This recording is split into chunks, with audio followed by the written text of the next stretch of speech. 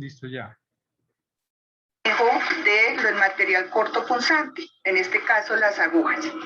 El biocontenedor consta de una tapa protectora, una parte superior ranurada por donde vamos a colocar las agujas, un contenedor de plástico en donde se va a depositar todo el material cortopunzante y un rótulo en donde van a estar especificadas.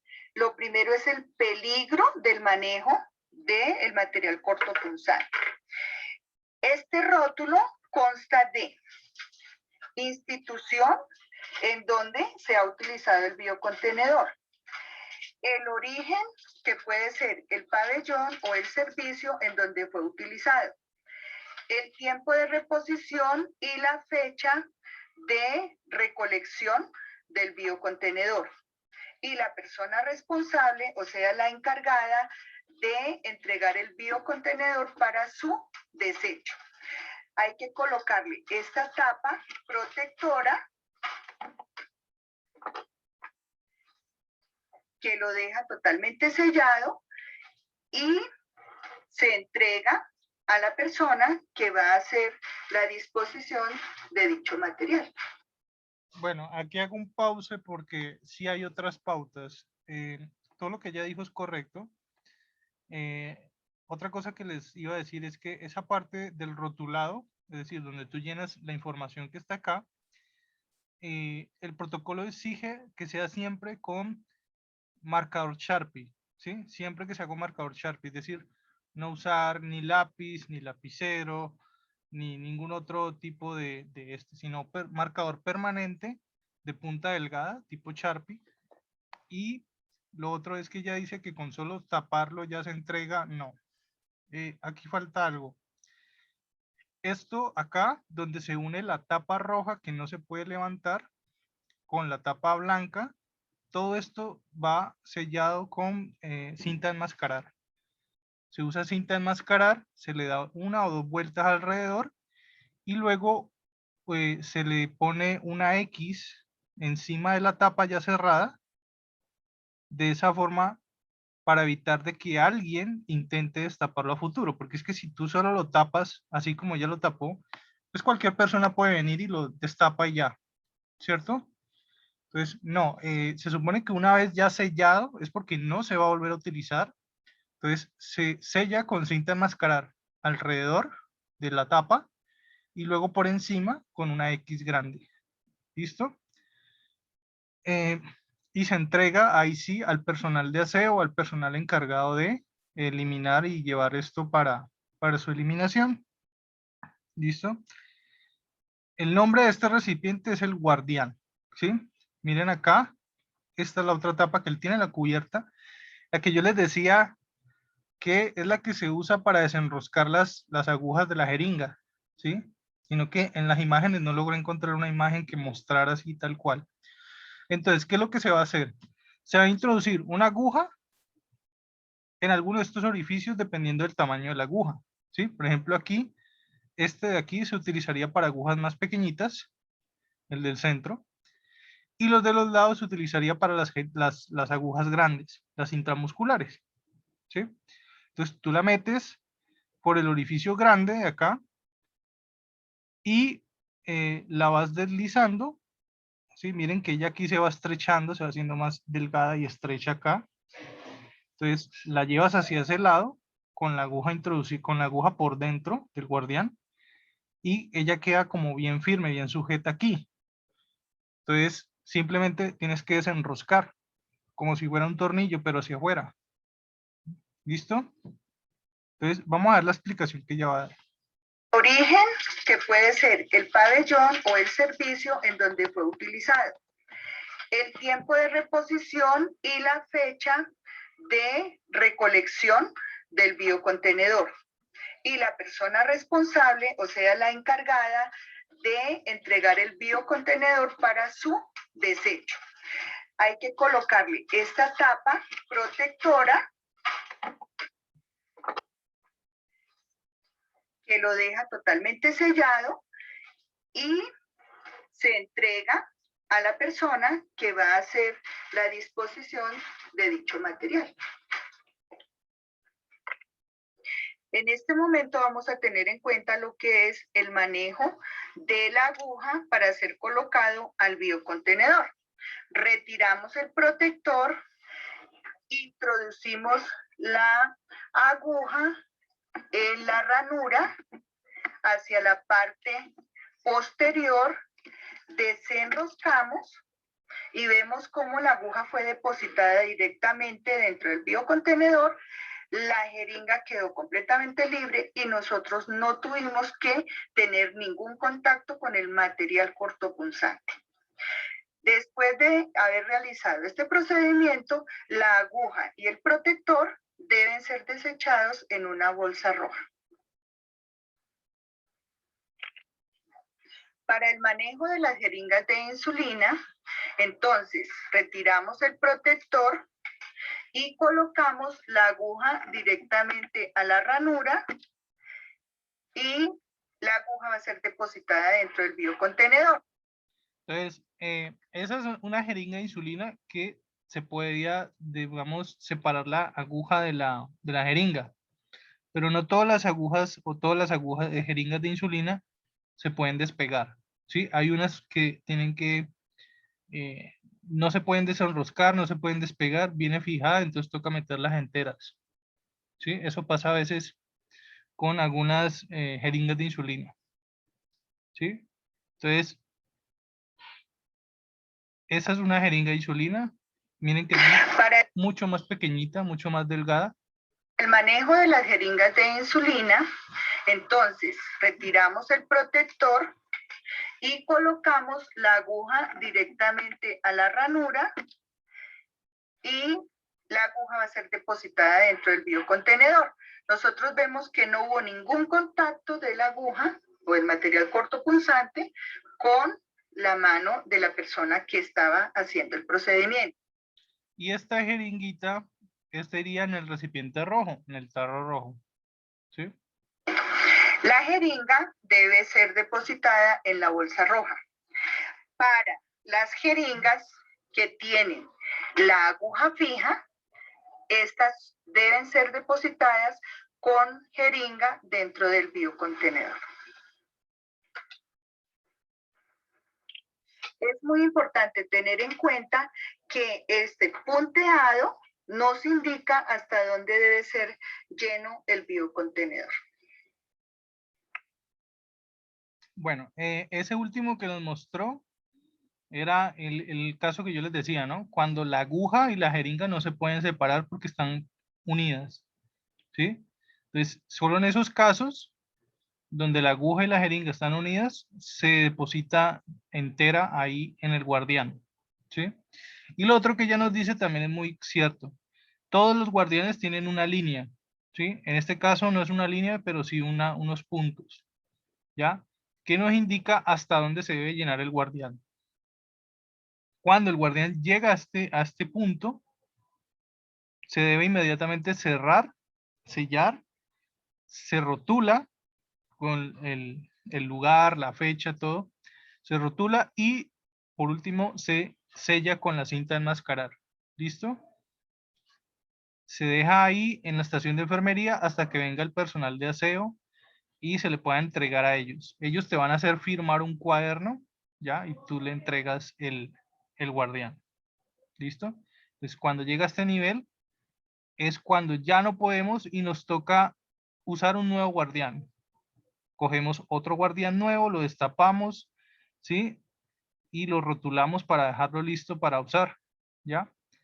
Entonces, hay instituciones, hay clínicas que te van a decir, no, un momento, vamos a cambiar de guardián una vez al mes, ¿sí? Entonces, hay instituciones que su protocolo dice que una vez al mes se cambia de guardián. Generalmente las unidades donde hay mucho voleo, hay mucho movimiento de pacientes, te van a decir que una vez al mes hagas esto. Rotular, sellar y coger un nuevo guardián. ¿Sí? Otras salas donde de pronto no se mueva mucho paciente, entonces te van a decir que simplemente esperar hasta que se llene hasta aquí, hasta esta línea. ¿Sí? Y ya una vez se llene hasta la línea, se sella, se rotula y se usa un nuevo guardián. Tener en cuenta que este punteado nos indica hasta dónde debe ser lleno el biocontenedor. Bueno, ¿preguntas? ¿Ninguna? Bueno, entonces sigamos. Si no hay preguntas, sigamos entonces. Y vamos por residuos químicos, ¿sí? ¿Qué vamos a encontrar en residuos químicos? Metales pesados, citotóxicos, reactivos y fármacos posiblemente vencidos. Entonces miren lo que nos dice, también van a ir en tarro rojo, ¿sí? Lo único que va a cambiar de pronto va a ser el símbolo, ¿sí? Miren que el símbolo aquí cambia, ¿ya? Ese es el símbolo del riesgo químico, ¿ya? Existe riesgo biológico, riesgo químico, riesgo radioactivo, ¿sí? Hay diferentes tipos de riesgo, ¿ya? Riesgo de accidente, riesgo para todo. Entonces, los que más vamos a conocer van a ser estos símbolos. El símbolo del reciclable, ¿sí? Que son flechas curvas en forma de triángulo. El símbolo del riesgo biológico, que hace referencia a una célula con sus receptores. Y el riesgo químico, que es una calavera en un triángulo. ¿Ya? Posteriormente vamos a ver el del riesgo radioactivo. Entonces, miro, dice, son aquellos medicamentos vencidos, deteriorados o excedentes de sustancia que han sido empleadas en cualquier tipo de procedimiento, dentro de los cuales se incluyen residuos producidos en laboratorios farmacéuticos y dispositivos médicos que no cumplen los estándares de calidad, incluyendo sus empaques. Entonces, aquí van a ir restos de sustancias químicas que estén vencidas o empaques mal sellados de algún químico, tarro rojo. Citotóxicos, entonces nos dicen, son los excedentes de productos de fármacos provenientes de oncología. ¿Cómo se le llaman a estos medicamentos? La famosa quimioterapia, niños. La quimioterapia para los pacientes que tienen cáncer, ¿sí? Son altamente tóxicos, ¿sí? Entonces tienen que ir bien guardados en recipiente de tarro rojo, ¿ya? Siempre que ustedes vean esta palabra, oncología, oncológico, oncólogo, ¿a qué se refiere? Al cáncer, ¿sí? Siempre que ustedes vean unidad de oncología, pues ya saben que es la unidad donde mandan a los pacientes con cáncer. ¿Listo? Elementos utilizados en su aplicación como jeringas que hayan sido usadas para la quimioterapia, ¿sí? Jeringas que se usaron con medicamentos oncológicos, los guantes, frascos donde venía el citotóxico, las batas, bolsas de papel absorbente y demás material usado en la aplicación del fármaco. Metales pesados. Aquí vamos a otro capítulo muy interesante. ¿Cómo así que los metales, profe? ¿Cómo así que los metales son un riesgo para la salud, un riesgo para nosotros? Pues no cualquier metal. Hay ciertos metales, oh, parece que el internet, es que me moví, de pronto se movió el cable.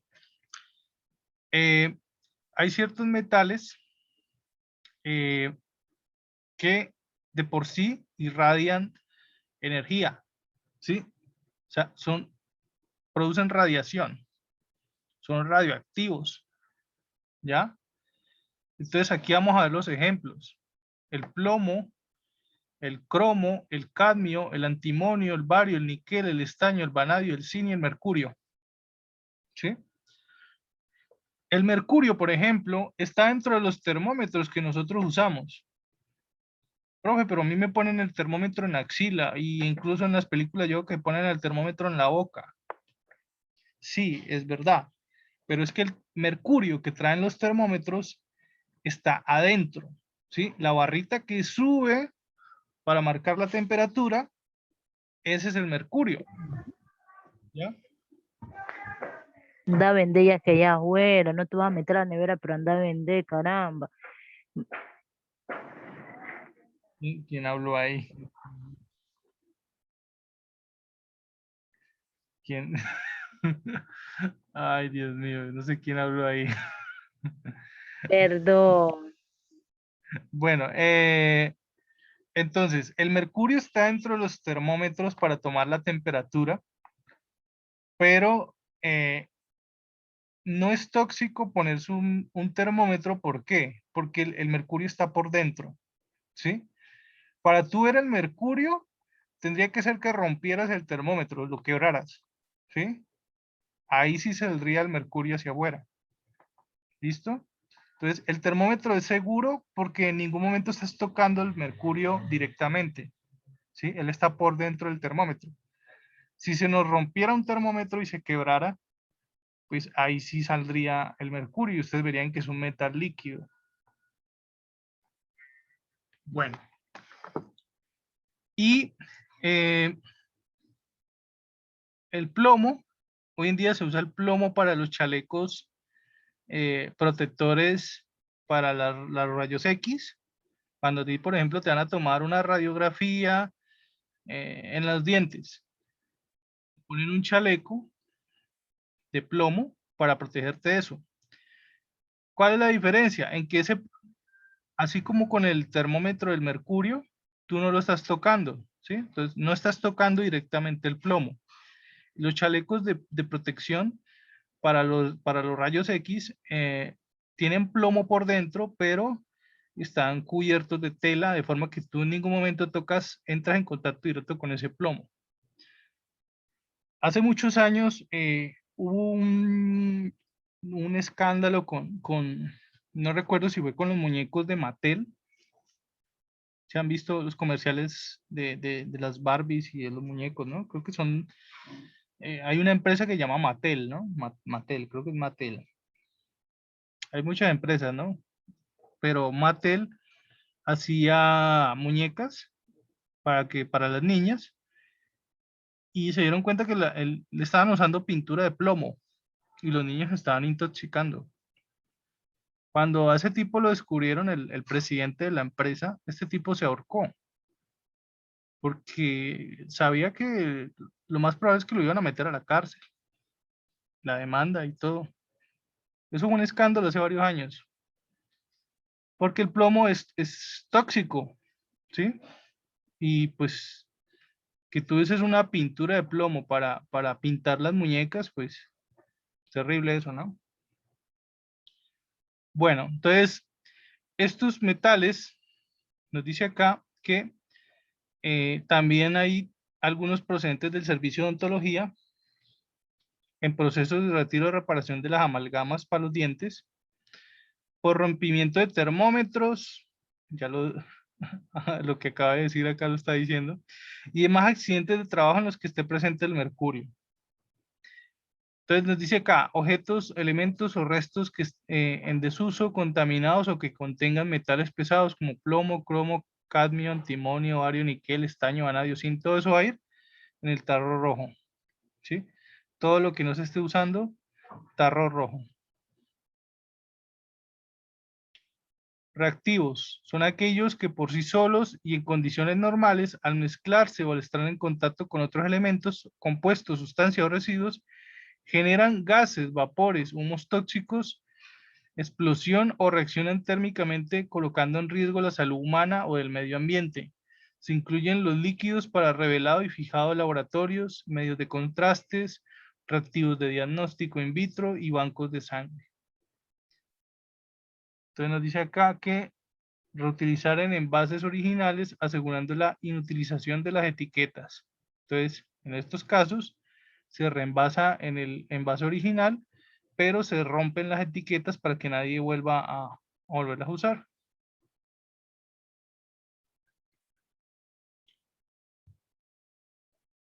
Y acá vamos a ver residuos químicos y vamos a ver los radioactivos y los aceites usados. Entonces miren que acá hay un tarro blanco para los radioactivos, Pero ¿en qué se diferencia del tarro blanco que se usa para los vidrios? Que hoy en día se está usando tarro blanco para los vidrios. Que el tarro blanco de radioactivos tiene esta etiqueta. Este es el símbolo del riesgo radioactivo. Un triángulo amarillo con tres, digamos, un aspa en forma de ventilador parece ahí, negro. Ese es el símbolo de la radiación, ¿sí? Cuando tú entres a un cuarto y veas en la puerta esta etiqueta es porque por ahí se manipula material radioactivo, ¿ya? Entonces miren lo que nos dice acá. ¿Qué son los radioactivos? Son sustancias emisoras de energía, ¿ya? Cuya interacción con materia puede dar lugar a rayos X y neutrones. Estos residuos contienen o están contaminados por radionúclidos en concentraciones o actividades superiores a los niveles de exención establecidos por la autoridad competente para el control del material radioactivo y para los cuales no se prevé ningún uso. Estos materiales se originan en el uso de fuentes radioactivas adscritas a una práctica y se retienen con la intención de restringir las tasas de emisión a la biosfera independientemente de su estado físico. Estos residuos deben llevar una etiqueta donde claramente se vea el símbolo negro internacional de residuos radioactivos y letras también en negro de residuo radioactivo. Ejemplo, ciertos componentes en los que se usan, por ejemplo, los rayos X. ¿Sí? Hace unos años se usaba, por ejemplo, la famosa moneda de cobalto. Creo que hoy en día se usa ya otra cosa. La moneda de cobalto, pues como el nombre lo dice, era como una especie como de monedita, pero era de un metal que se llama cobalto, ¿sí? Ah, pero entonces, ¿por qué el metal del cobalto no está en esta categoría de metales pesados? Porque es que el cobalto sí es radioactivo, ¿cierto? Era cargado de forma radioactiva. Y pues, ¿cuál es el peligro de la radiación? Que la radiación muchas veces no la sentimos, pero ahí está, ¿sí? Y la radiación, ¿qué es lo que hace? Carga de mucho calor a las células y las puede matar, las destruye, ¿sí? ¿En qué lugares en un hospital se puede usar elementos radioactivos? Pues sí, sí los hay también en un hospital y se usan también con pacientes con cáncer, ¿sí? ¿Han escuchado la famosa radioterapia? Pues la radioterapia es a aquellos pacientes que se les va a tratar de cáncer por medio de radiación, ¿sí? Entonces, para los pacientes con cáncer existe la quimioterapia, pero también existe la radioterapia. La quimioterapia era la que veíamos acá arriba, citotóxicos, ¿sí? Entonces son químicos muy fuertes, potentes, que te inyectan por vena para matar al cáncer, ¿ya? El problema con los medicamentos oncológicos, el problema con la quimioterapia es que a veces también mata las células buenas. Entonces, por eso que usted ve que al paciente se le cae el pelo, pierde peso, ¿cierto? Porque la quimioterapia también mata células buenas. Y la radioterapia también es muy agresiva, ¿sí? Es muy útil cuando yo tengo bien localizado el cáncer, es decir, cuando yo sé exactamente dónde está el cáncer y a dónde le tengo que pegar, ahí me sirve mucho la radioterapia, ¿ya? Entonces, por ejemplo, yo veo que el cáncer está desarrollándose exactamente en un dedo. Entonces, en ese dedo le voy a irradiar altas concentraciones de radiación para matar esas células, ¿ya? Entonces, esos componentes, esos desechos de la radioterapia, pues se consideran residuos radioactivos y por lo tanto son peligrosos. Entonces, miren lo que nos dice. Basado en la tabla anterior, vemos lo que son residuos reciclables, inertes como el icopor, residuos especiales,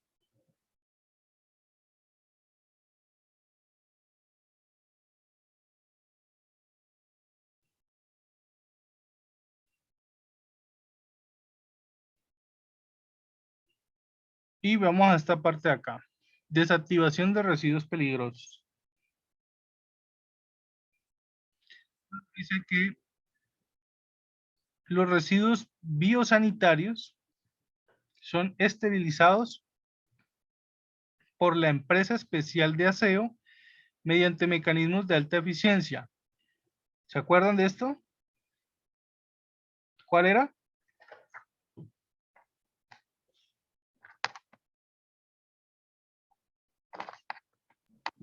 Un horno, profe. Un horno, dice la compañera. Sí, no. ¿Qué era el autoclave? Yo les decía que era como una olla a presión, ¿sí? Porque esterilizaba con vapor de agua, mientras que el horno era con calor seco, ¿se acuerdan? O sea, el horno es el que usa calor seco, ¿ya? Y el autoclave es el que usa vapor de agua, ¿sí? Y yo les decía que era como si lo metieran a usted adentro de una olla pitadora, más o menos así. Entonces, miren lo que nos dice. Todos los residuos biológicos, es decir, todo lo que esté untado con sangre o residuos del paciente, se eliminan dentro de un autoclave. Eso es lo que va a eliminar completamente ese residuo peligroso.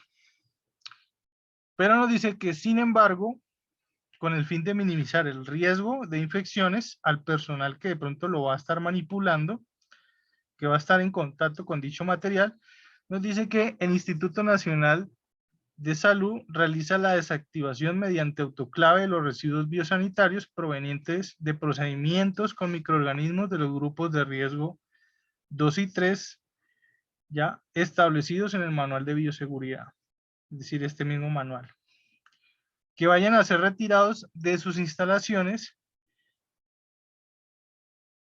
Dentro de los residuos biosanitarios a desactivar mediante autoclave se encuentran los filtros provenientes de las cabinas de seguridad biológica y de cámaras de extracción.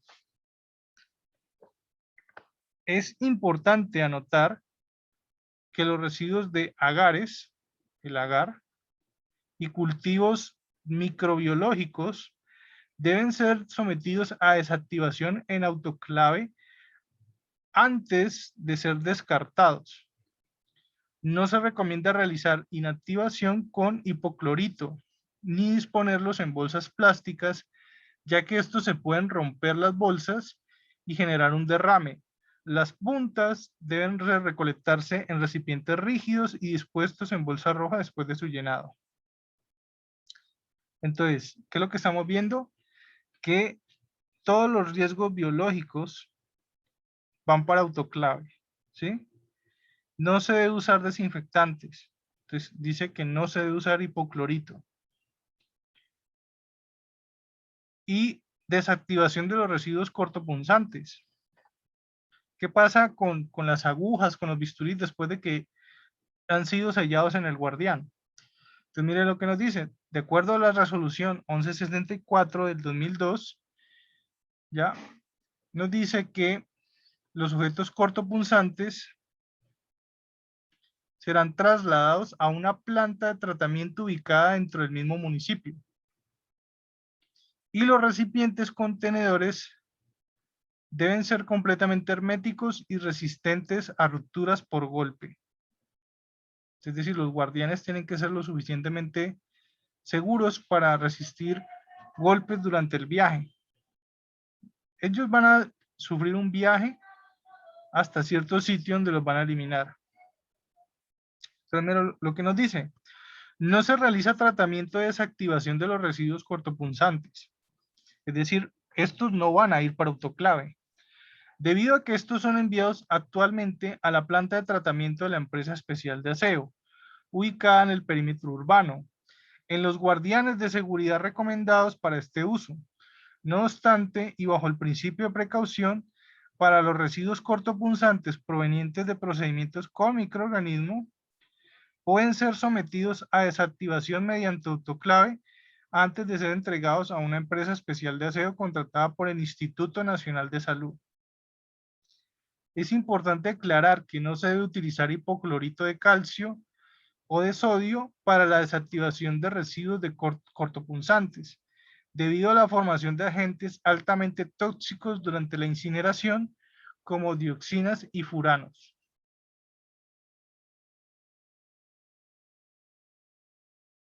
Entonces, cuando ya se entregan a esa empresa, ahí es donde finalmente van a ser incinerados. Es lo último que se hace. Lo de los residuos anatomopatológicos, es decir, muestras de tejidos, amputaciones, ¿sí? Entonces, mire lo que nos dice. Como plan de contingencia, en casos donde se requiera almacenamiento de este tipo de residuos por un periodo igual o superior a 7 días y que no se cuente con congelador o gel solidificante para contener derrames, se deberá inactivar sumergiendo en desinfectante, glutaraldehído, agua oxigenada, etanol o iodopovidona al 30% en un tiempo no inferior a 30 minutos con la utilización de elementos de protección personal.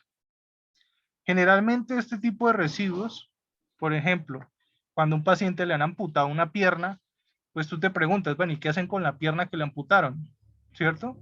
Entonces miren lo que nos está diciendo, que generalmente este tipo de desechos se congelan, ¿sí? Deben estar congelados a una temperatura de menos 4 grados centígrados, ¿ya? Para evitar el derrame de líquidos y entregarse en ese estado congelado a la empresa que se va a encargar del transporte y tratamiento final.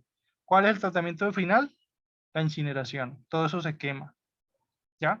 Entonces, si alguna vez se han preguntado, bueno, es que a mi papá le amputaron una pierna, ¿y qué pasa con la pierna amputada? ¿Qué hacen con ella? Pues primero se congela, ¿sí? Y se transporta congelada hasta un sitio donde va a ser incinerado, ¿ya? Pero ese sitio generalmente, pues, es un sitio tipo crematorio, pues, para quemar todo ese tipo de muestras o tejidos vivos, ¿sí?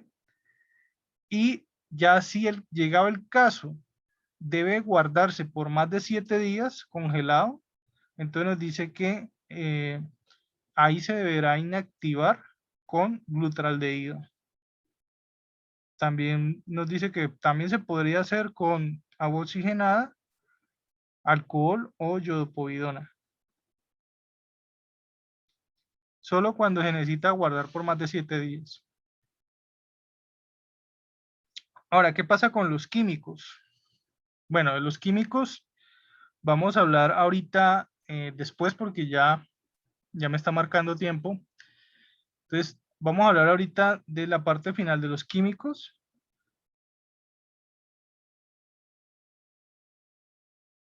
¿Qué más nos faltaría? Bueno, acá habla del mercurio.